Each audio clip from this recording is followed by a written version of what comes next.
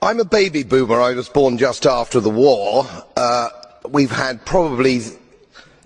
probably had the longest period of peace and prosperity globally, I would say, from that time.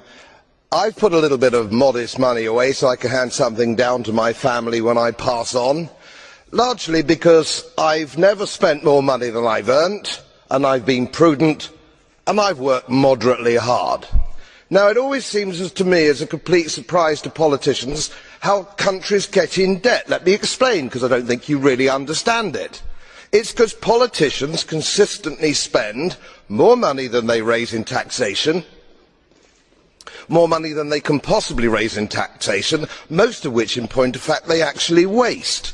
The reason we're talking about countries which are broke, and they are broke, is because they're ridiculous, ineffective, ignorant politicians consistently spend more money than they can raise, and then they borrow, and worse, they then print money because politicians and their central banks have a machine which prints money.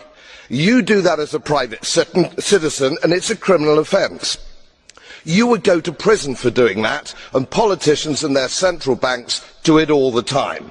Let me explain to you that these countries are broke, and they're broke because of their own stupid leadership and politicians, and it's immoral to ask ordinary taxpayers of any country to pick up the tab for failed politicians and failed banks.